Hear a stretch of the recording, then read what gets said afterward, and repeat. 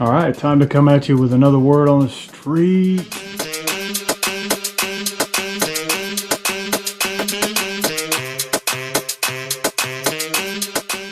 Check it out. You may or may not know this, but since the last time I made a video, my family and I, we decided to go back into the military. So I went back into the military. I served 10 years the first time I was in. I got out for about 13 years and then decided to come back in. And I requested orders to station me in Washington, D.C. so my family and I could conduct church activity, evangelical activity right here in this city. Why Washington, D.C.? Why would we choose to come here to conduct evangelical activity? Well, I'll tell you why. Because if you look on the North American Board website, Mission Board website, according to them, less than 13% of the 7 million people that live in that little bitty area of Washington, D.C. is evangelical Christian. And that to me is a mission field beyond mission fields. You may think evangelism isn't really my thing, but check it out. Jesus clearly lays it out for us right before he goes to the cross. He lays it out right there in letters in red. Matthew 28 starts in verse 19. Therefore, go and make disciples of all nations, baptizing them in the name of the Father and the Son and the Holy Spirit. And everything that I'm teaching you, you must teach them.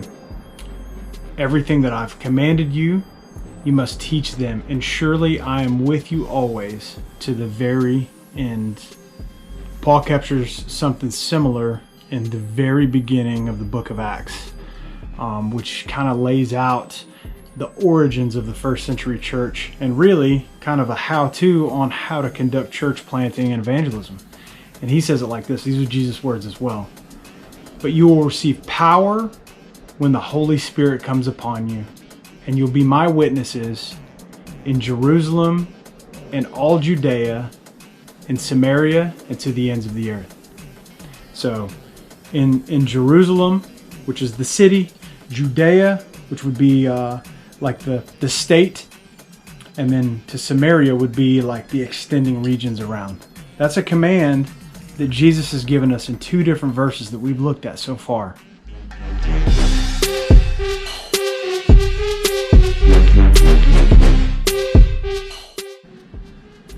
So you might be thinking, well, Justin, you're an extrovert, so it's easy for you to go out and get into conversations with people. It's not that easy for me. Well, check it out. I like to do something called live, work, play ministry, which basically takes a look at the circle of life which Jesus has placed you in. Whether you live in a certain place, the neighborhood that you live in, where you work, the folks that you have influence over at your workplace, and then where do you play? Where do you go have coffee? Where do you shop at the grocery store? Which Walmart do you go to? Because God intentionally placed you in those areas so that you could have connections that build meaningful relationships and eventually get to gospel conversations. So my challenge to you is evaluate your live, work, play ministry. So here's a question. If you moved off of your block tomorrow, would your neighbors even notice? Do they know you? Well, let's go further. Would they even care? And bring it to the church. If your church wasn't on the block it's on tomorrow, would the neighbors around even notice? Or would they care? So these are questions that should bring conviction into all of our lives and compel us to do more activity, more work for the furtherance of the gospel. Man, I hope you guys had a great year this past year. I was busy doing some stuff trying to get back into the military. I'm here now. We're in DC, and you're going to see the Shiloh family do incredible things for the kingdom while we're here. We love you guys, and have a blessed week. Thanks so much. Out.